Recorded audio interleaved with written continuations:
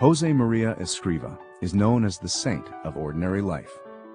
It was Escrivá who founded Opus Dei, meaning the work of God, on the principle that people can find God right in the middle of their everyday lives. Yo no he fundado el Opus Dei. El Opus Dei lo ha hecho, es cosa del Señor. Yo no he sido más que estorbo. ¿Está claro?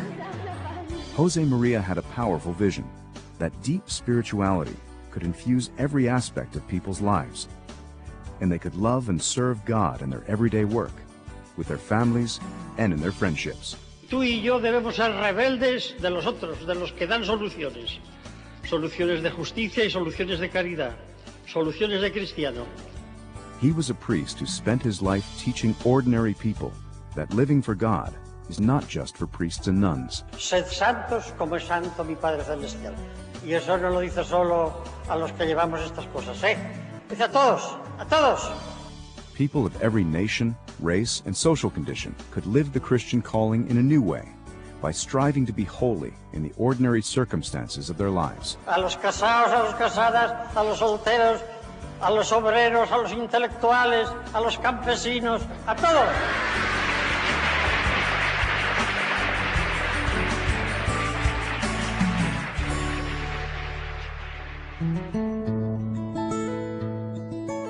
Josemaría Escrivá's openness to the will of God began at an early age.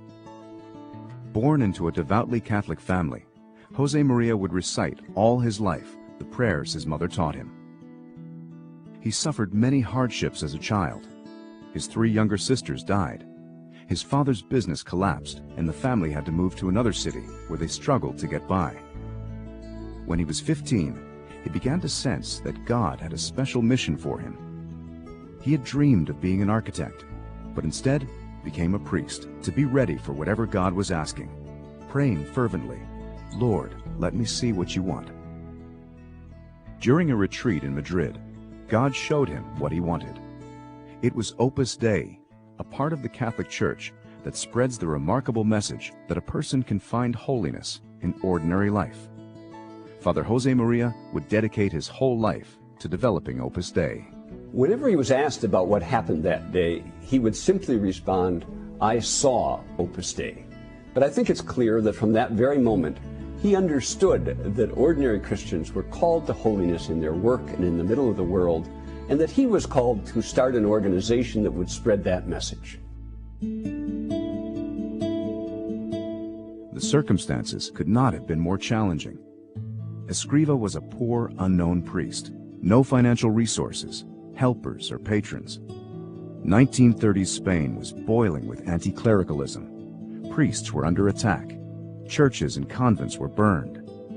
Nevertheless, relying on the power of prayer, he set out on a search for people who could understand his message and dedicate their lives to spreading it. Surrounded by political turmoil, which was often violent, Escrivá refused to take sides and taught his followers to understand pluralism and to love and respect freedom. Growth was slow. After 8 years, less than 20 people had joined Opus Dei. Then, war broke out.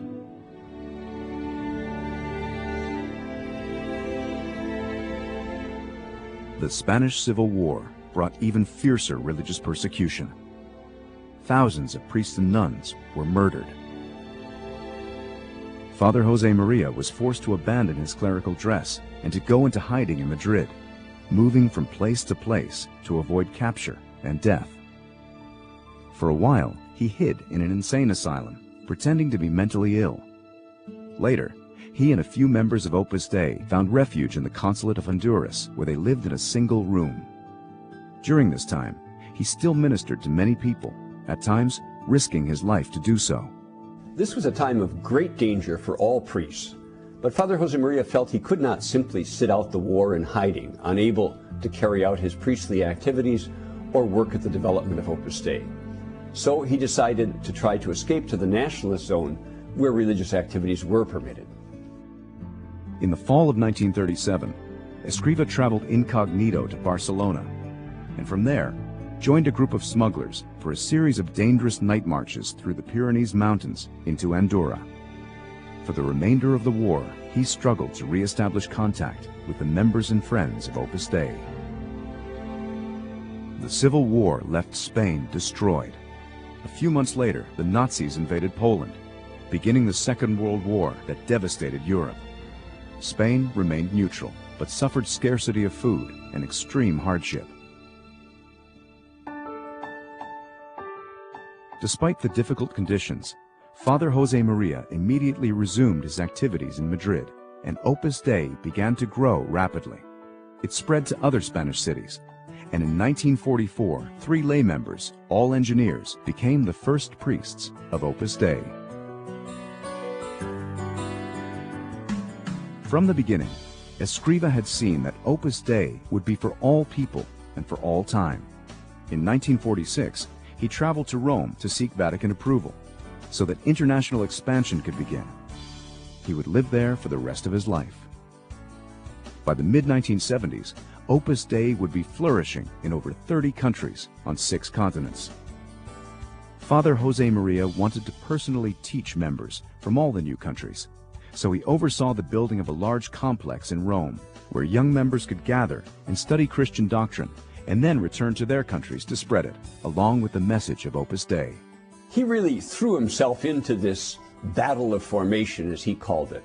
He spent hours and hours talking with his sons and daughters, and the optimism and confidence with which he did it was truly inspiring.